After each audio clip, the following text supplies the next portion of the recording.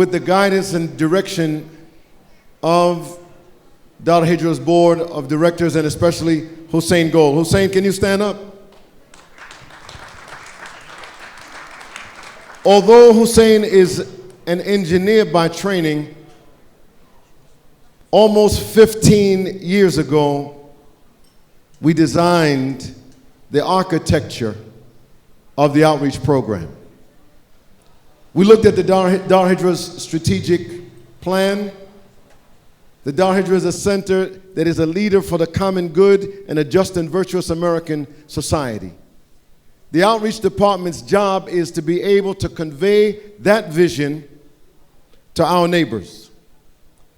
And the mission of Dar Al-Hijrah is to serve the Creator by engaging, developing, and empowering our diverse Muslim community to make our society better. With the help of our outreach and community liaison and our Deputy Director of Government Affairs, we've been able to look at this in a slightly different scope of work.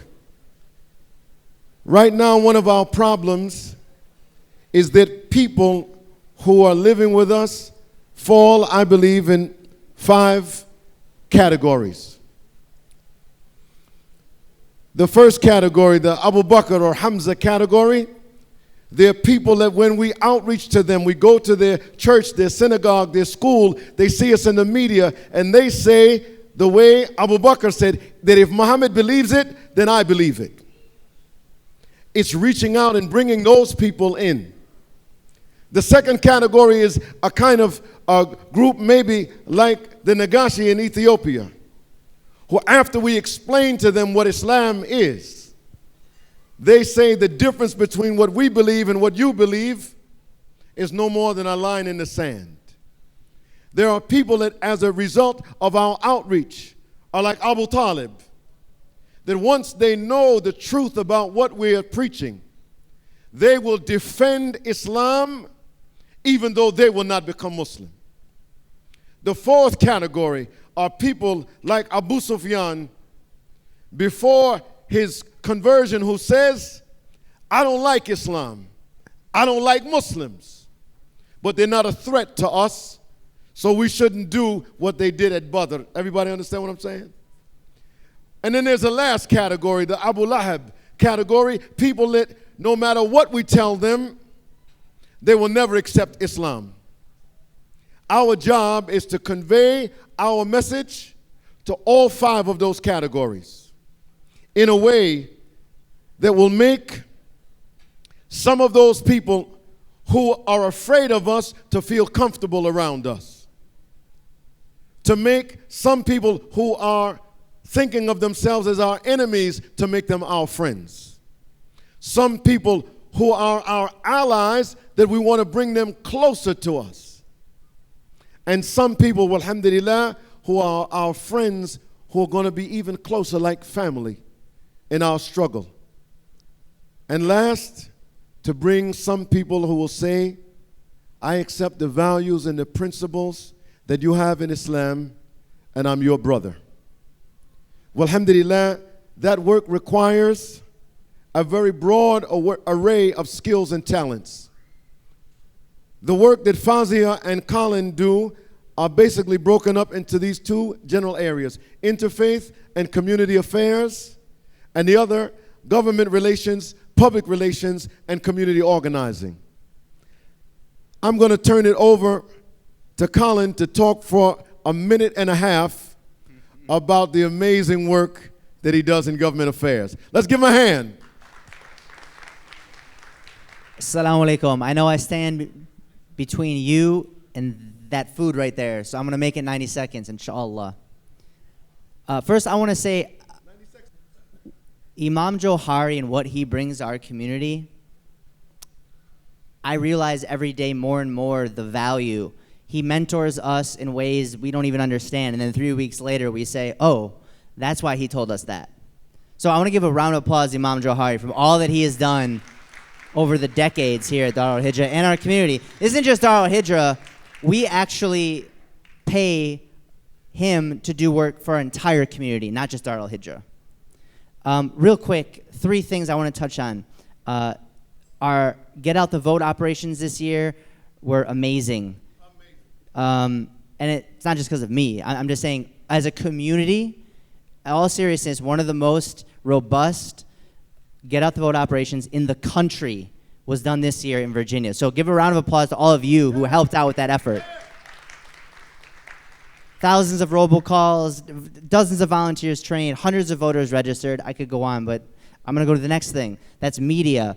We had 70, 80 news pieces written, interviews done. And it's not just the number, though. I really want to stress this. The frame that came about through the work that we were able to do, how media thinks about our community, how our media thinks about Dar Al-Hijrah has shifted. If you read the articles, you can see the shift over the years. And we provide direct connections to people they want to interview. We get texts all the time, day and night. Do you have someone to talk about this? Do you have someone to talk about this? What do you think about this? Can you do this interview?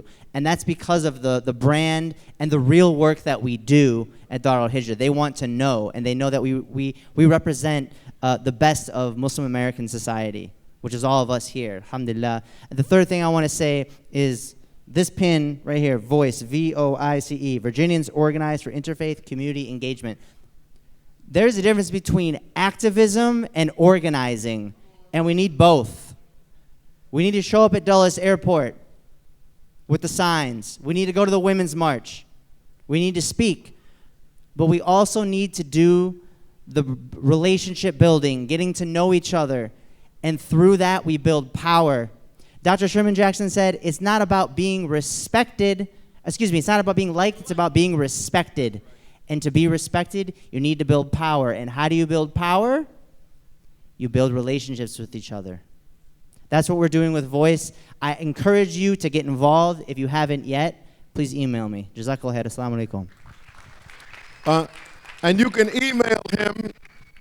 You can email Colin at govaffairs@daralhijrah.net. govaffairs@daralhijrah.net. I'm going to bring up, alhamdulillah, Sister Fazia Dean, who is doing an amazing job, alhamdulillah, reaching out and bringing our sisters into the forefront of the engagement in this community. Assalamu alaikum. So thank you everybody for being here tonight. So I'm going to go as fast as I can as well. I would like to also thank the respected board, and I see the executive board here and all the brothers that I meet every single day at Dar Al-Hijrah. They are my mentors. Thank you so much. I was told I can talk about 3 things out of the hundreds of things we do every week, including today. I think I did 1,000 things. But 3 of my favorite things that we do in Interfaith is this. My favorite one is Monday.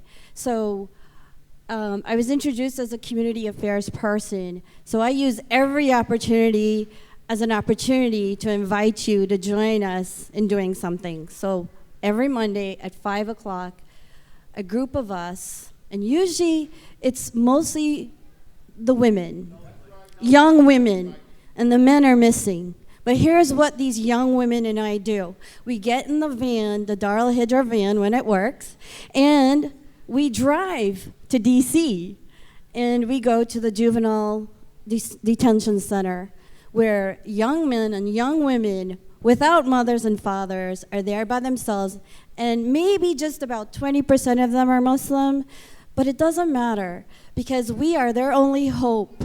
And why does that matter?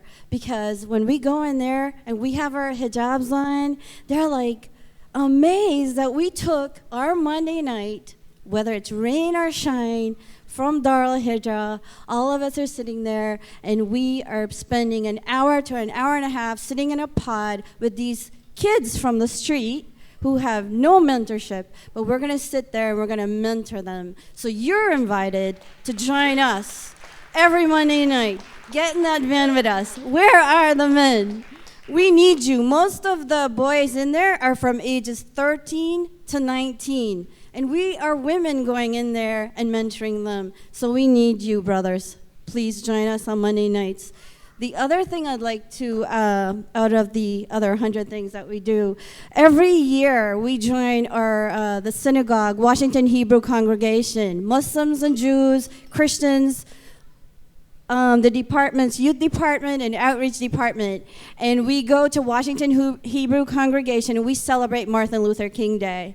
And we need you to also participate in that. When Martin Luther King Day come by, please get involved in the outreach department, because if we don't stand with our brothers and sisters of other faiths, then why should they stand with us? So please come and join us for Martin Luther King Day, when we stand with our Jewish brothers and sisters and we make bread together and we make food for the homeless. One of my other favorite things to do is something Colin touched on, is working for Voice. Voice, we both cross over, but in our relational meetings, I use every opportunity in everything that I do to have a relational meeting. So one day, I'll share this really quickly. I was at a cafe, and there was this lady in front of me, and she wanted this. There was one piece of coconut cake left, right? And she wanted this coconut cake. It was a Christian woman standing behind me. And she started looking at it, and she goes, I really want that coconut cake. And she wants me to hear this, right? And I'm like, I really want that coconut cake too.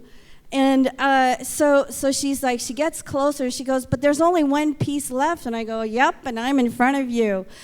But when I got up there, I ordered my food, and then I ordered food for the girl who was with me, who's also volunteering in the outreach department when she has time. She has a full-time job. And we got our food, and we paid for the coconut cake.